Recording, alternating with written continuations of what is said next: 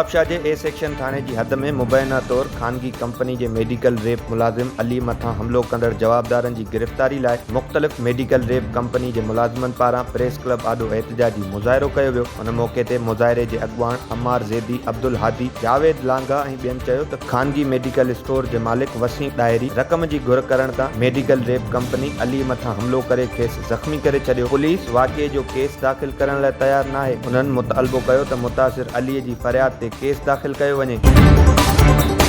नवदेरो जे ॻोठ शहमीर डाहणी खां लाड़काणे वींदड़ शख़्स खां नामालूम हथियार बंदनि मोटरसाइकिल ऐं रोक रक़म फुर करे फरार थी विया। उन मौक़े ते मुतासिर दुर मनवर डाहणी ॿुधायो त फुर जी इतलाह पुलिस खे ॾियण बावजूद पुलिस का बि कार्रवाई नाहे कई। उन मुतालबो कयो त एसएसपी लाड़काणो वाक़िए जो फौरी नोटिस वठी फुर थियल मोटरसाइकिल ऐं रोक रक़म वापसि कराए।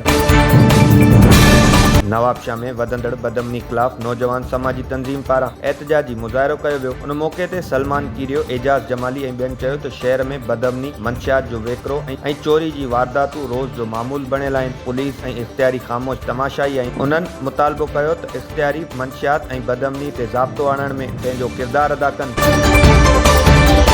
दोदापुर वेझो मोहम्मदपुर वारे इलाइक़े में नामालूम हथियार बंदनि मुसाफ़िर वैन खे रोके मुसाफ़िरनि खां लखे रुपयनि जी रक़म ऐं मोबाइल फ़ोन फुर करे फरार थी विया। हथियार बंदनि मोहम्मदपुर खां जेकमाबाद वींदड़ मुसाफ़िर वैन खे रोके वैन में सवार 30 खां मथे मुसाफ़िरनि खां फुर करे फरार थी विया। इतलाह ते पुलिस वाक़िए वारे हंधि न पहुती।